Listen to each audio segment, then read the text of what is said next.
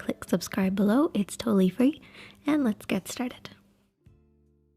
When it comes to drugstore eyeshadows, it is really tricky to find good matte shades. They do shimmers quite well, but mattes are actually hard to come across. I do find that they are improving, however. These ones by Essence are really good, and they also have a customized little palette that you can get too, which is pretty cool. Kind of gives it that high-end feel. Catrice also do something similar to this. And then as far as eyeshadow primers go, I like the Wet n Wild one. I feel like it's the most affordable and really seems to do the job quite well. And Wet n Wild is also great for their little pigments too, which come in like little salt shakers, so you don't end up wasting product either. So I really like those ones. As far as mascaras go from the drugstore, I really like L'Oreal, Maybelline, Wet n Wild, and this one is by Flormar, which I really like as well. It's kind of gimmicky because if you twist the top, you can change the shape of the mascara wand, but I actually really love this mascara. As far as lashes go, you can't go wrong with Kiss lashes. They are some of my absolute favorites. I would, however, recommend getting some duo glue. It's the best glue and it'll just make the application so much easier for you.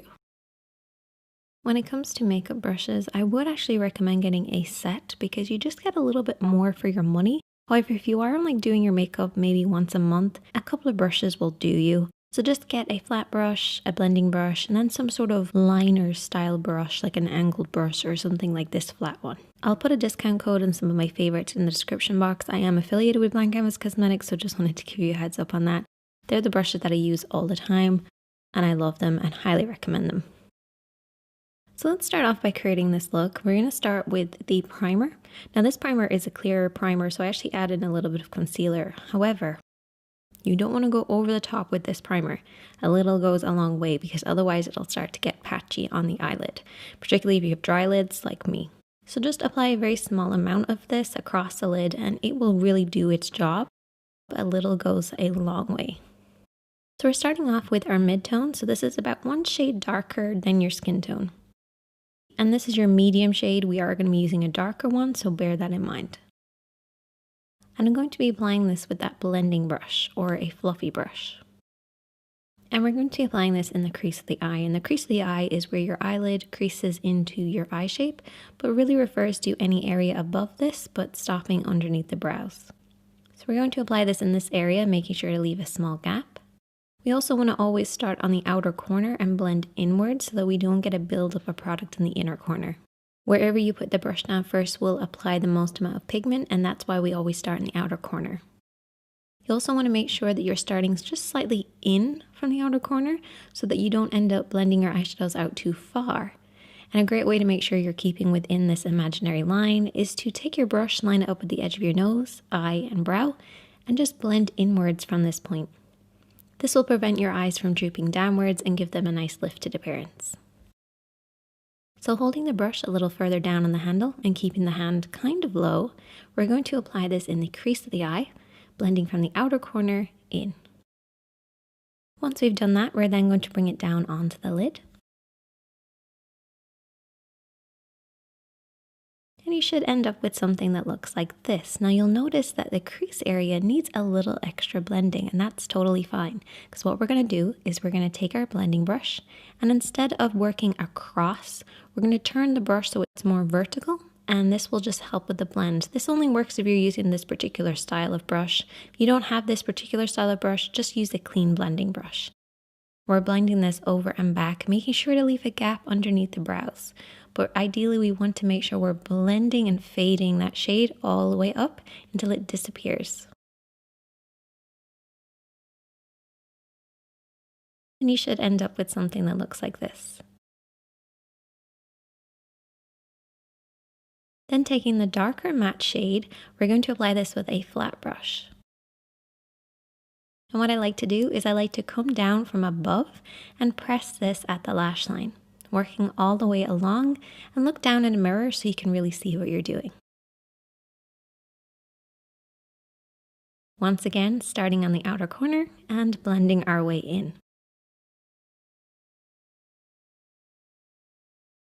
You want to make sure it's slightly higher on the outer 2/3 as well. And then it should slightly sweep inwards following your natural lash line. Once you've done that, you can then bring your hand low and start to very softly smudge this along. Try not to pick up any extra product at this point. If you do have any harsh lines, you can always use your blending brush to soften this out. But don't pick up any additional product, just use the brush as is. And you should end up with something that looks like this. And I'm going to take a little bit of that pigment onto my fingertips and tap this over the lid. If you're not great at blending, this will kind of camouflage any little mistakes by adding a little bit of shine and catching the light. The next step is totally optional, but I'm going to take a black eyeshadow. I'm going to be taking this sort of flat brush or an angled brush, and I'm going to push this at the lash line. You don't have to do this, but I would recommend giving it a go because it does make such a difference. So you want to aim for your lashes and push this all the way along your lash line. You don't have to blend this up too far, and it should not surpass the original dark shade that we used. I'm then going to take the brush a little lower. I'm going to push this in between my lashes. What this will do is create the illusion of thicker lashes, but we're not touching inside the eye, we're pushing this in between the lashes, so try to avoid getting it too close to your eye, otherwise you may end up sort of creating like a little irritation because the powder is going to get in there, so make sure you're pushing this at the lash line only.